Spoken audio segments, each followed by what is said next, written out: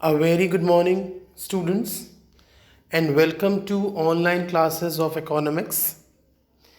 Yes, after pre-boards, I welcome you all. Hope so that you are done well with your pre-boards. Now again, we come back to the remaining portion of your economics board syllabus. In previous lecture, we covered ASAD approach and SI approach, and in this lecture, we will cover the remaining topic of chapter number 8, short run equilibrium output. This chapter covers investment multiplier and its mechanism. ये topic आज हम इसमें cover करेंगे. Basically student, first of all we should know the concept of multiplier कि multiplier होता क्या है.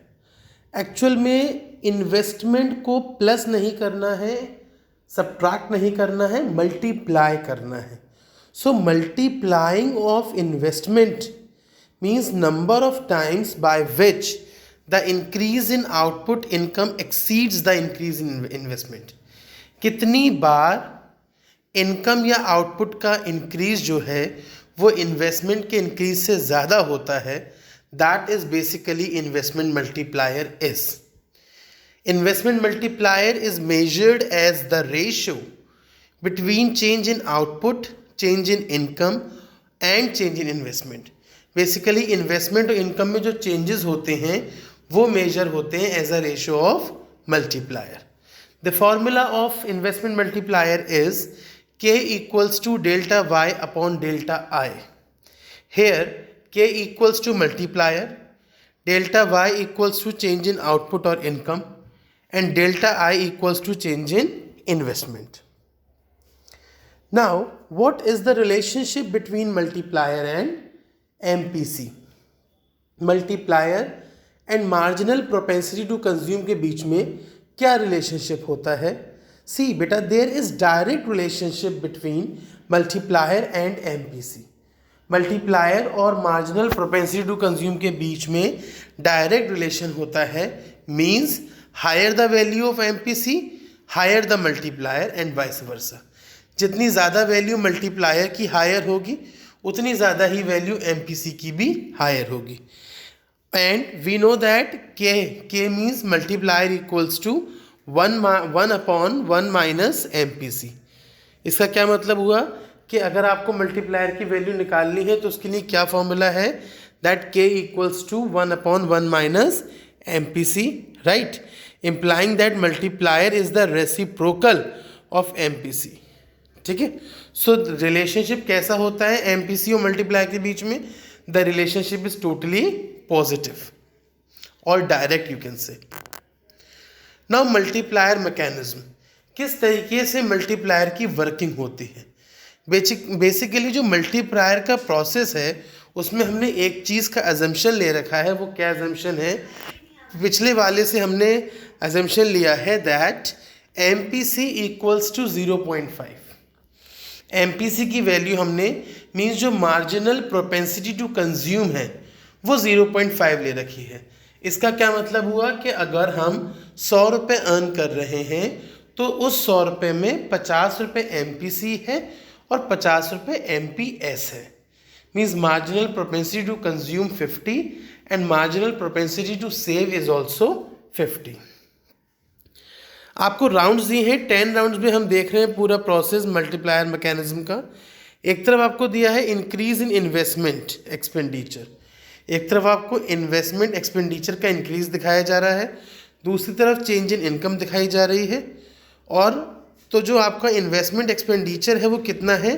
100 करोड़ लिया है. कितना लिया है हमने उसको? We have taken it as 100 crores. ठीक है. नाउ चेंज इन इनकम दिया हुआ है, पहले 100 है, उस 100 में से आपने क्या किया? जैसा कि आपको बताया गया था कि MPC आपका 0.5 है. कितना है? 0.5.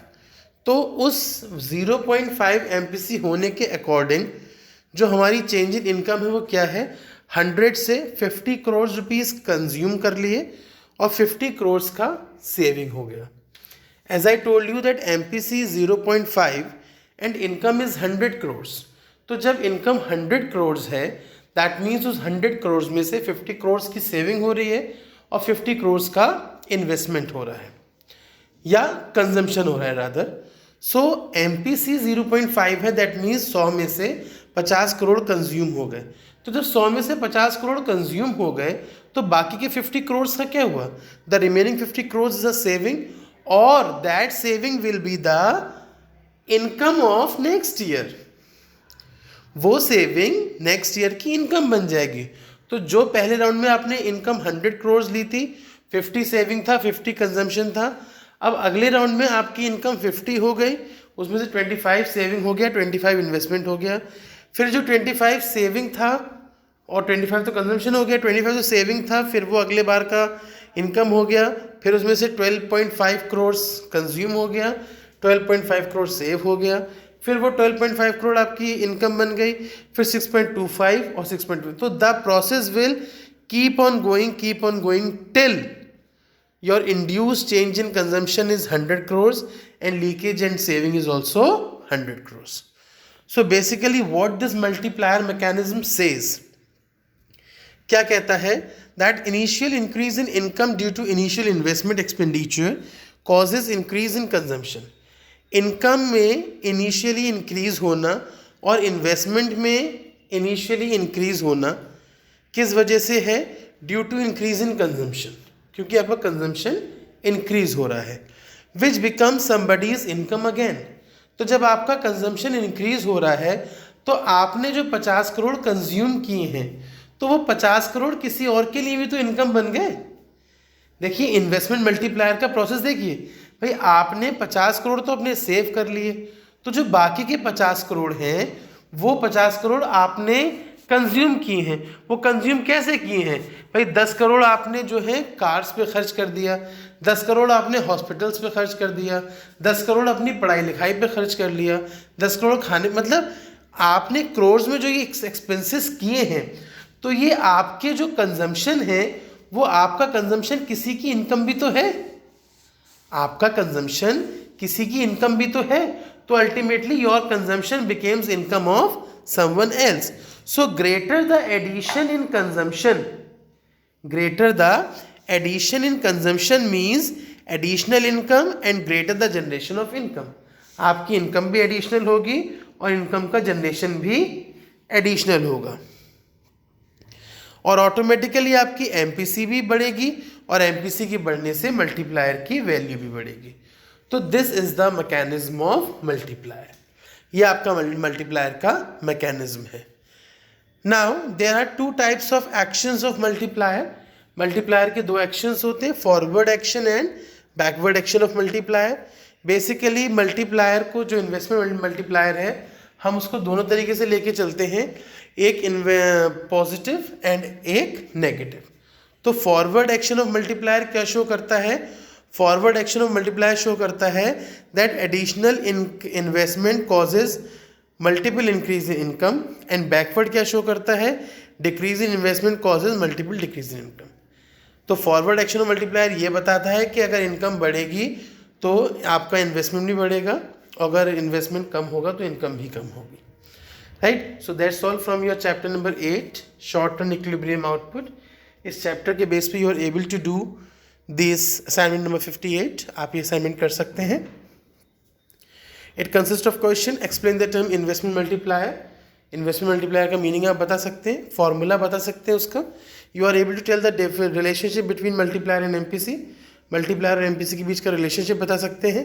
फॉरवर्ड एक्शन ऑफ मल्टीप्लायर को आप अच्छे से एक्सप्लेन कर सकते हैं। Next backward action of multiplier भी आप एक्सप्लेन कर सकते हैं। फिर एक क्वेश्चन है, what will be the value of multiplier if additional income is converted into additional consumption.